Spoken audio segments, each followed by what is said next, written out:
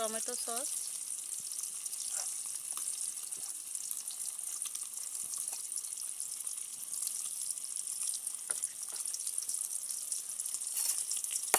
আমি এই বাটিতে সব মশলা মিশিয়ে নিলাম। বন্ধুরা, মাথা ভাজা হয়ে গেছে, এখন আমি মাথা তুলে নেব।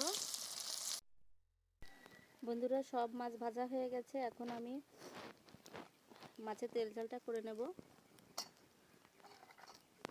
প্রথমে দেখতে পাচ্ছেন আমি এই বাটিতে সব মশলা নিয়ে নিয়েছি। এখন এই সব মশলা আমি কড়াইতে দিয়ে দেব। মাছ ভাজার তেলের ভিতরে আমি সব মশলা একসাথেই দিয়ে দেব।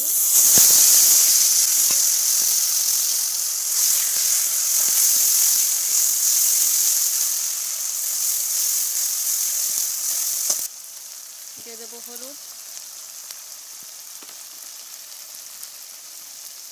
আর দেবো লবণ।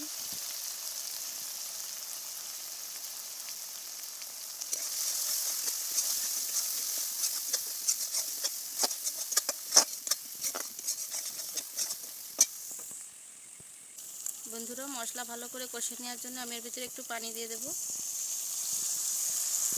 এই পানি দিয়ে ভালো করে মশলা কষে নেব।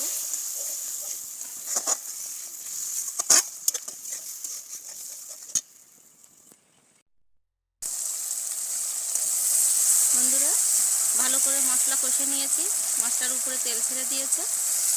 এখন আমি এর ভিতরে পানি দিয়ে দেব।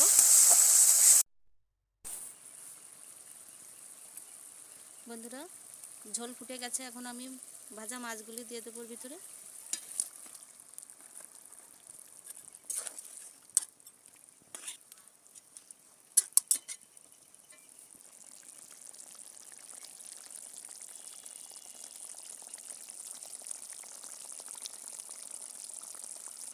বন্ধুরা, মাছ ভুনা হয়ে গেছে, আমি এখন এর ভিতরে গরম মশলা এবং জিরের গুঁড়ি দিয়ে দেব।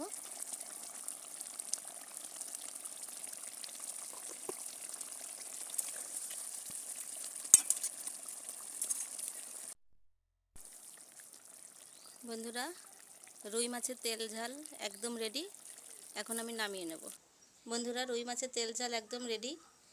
দেখতে কেমন হয়েছে অবশ্যই কমেন্ট করে জানাবেন। ভালো লাগলে অবশ্যই লাইক, শেয়ার এবং সাবস্ক্রাইব করে আমাদের চ্যানেলের সাথেই থাকুন। আল্লাহ হাফেজ।